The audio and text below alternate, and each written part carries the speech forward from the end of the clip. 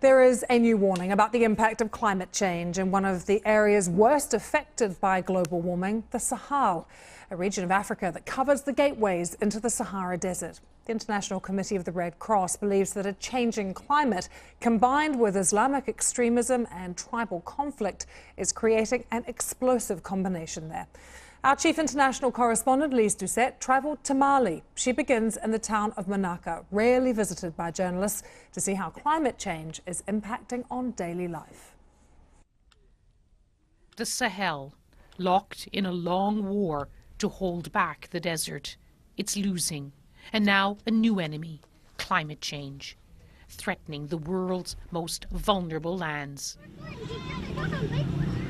Mali fights on many fronts. UN forces are on the ground here, the world's most dangerous peacekeeping mission, often under attack by extremist groups, including Al-Qaeda and Islamic State. 63-year-old farmer Buya al-Baraka has seen it all. A country of extremes now lurches from drought to floods. Last summer, there was more rain than anyone can remember. All his crops were washed away, his home flooded with water, a mud home full of cracks after an explosion nearby. So what is the biggest enemy now? Is it the conflict or the climate? The conflict and the climate. Everything is a problem here. Mali has all the problems. And some families don't even have anything to eat. And for him, 10 children to feed. Life lived on the very edge. Every generation more fragile than the last. These boys forced to join armed groups. Now this center provides a refuge.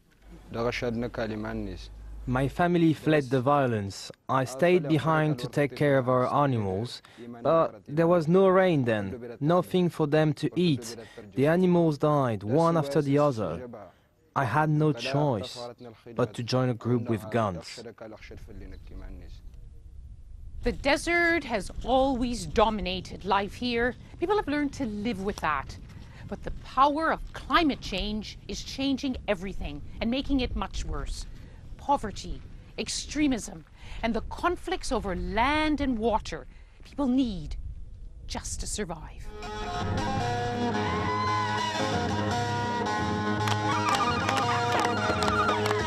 Today, a call for help from the desert in Mali. Tuareg musicians belt out a big welcome to a visiting delegation. The president of the ICRC, here to focus on this fight. It hasn't been on our radar screen. Our natural genetics is that we look at arms, at armed actors, at conflict, maybe at underdevelopment, but we didn't look at too much at the natural environment. Now we see that climate change, changing rain patterns, changing livelihoods of people is leading to conflicts amongst communities. So much has been lost.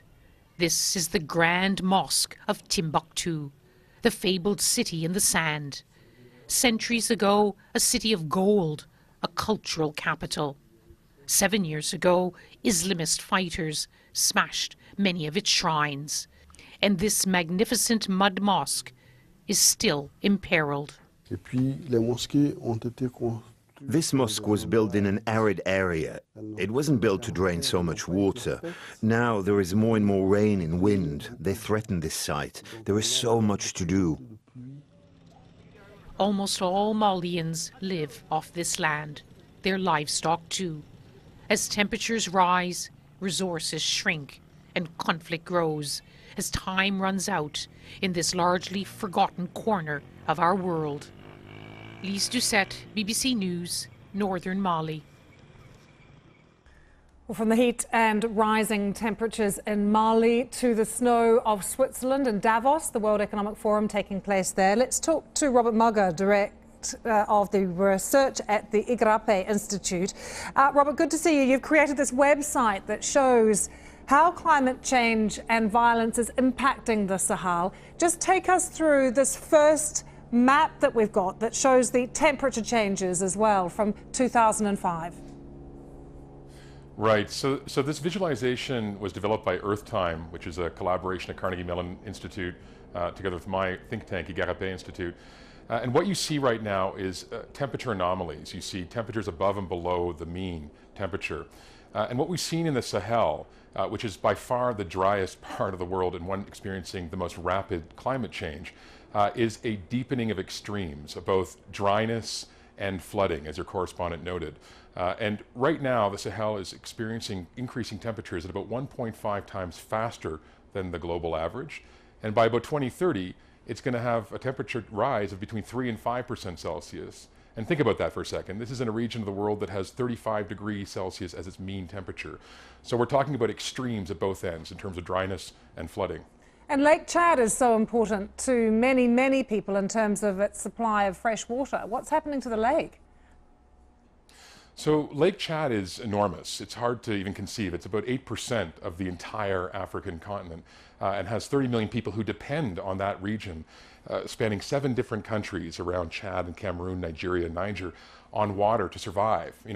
80% of people living in the Sahel depend on agriculture, livestock rearing, and aquaculture just to survive.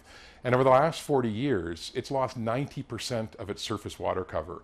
So the lake has shrunk by 90%, which has aggravated intercommunal conflicts, which always were there, but have become much more violent as people become more competitive over ever scarcer land resources. Yet. The FAO, the UN Food and Agriculture Organization, estimates that about 80% of that land is currently unusable.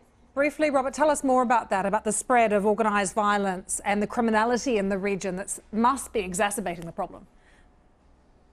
It's a huge issue right now. I mean, everyone talks about terrorist or Islamic violence that's affecting many countries in the region, but we're also talking about the rise of organized drug cartels and gangs that are moving drugs into the soft underbelly of Europe, as well as intercommunal violence between farmers and herders. Right now, more people are getting killed as a result of violence between farmers and herders over diminishing land than from extremist violence or organized crime. So it's a huge challenge, I think, for the region, and as we saw, for the humanitarian and development communities. So a lot more needs to be done. Robert, good to see you. We're just going to point our viewers at some of these animated graphics and where you can find them. They're so interesting to look at the extent of climate change and violence and to see how it's impacting on the Sahel region. Just go to the website earthtime.org.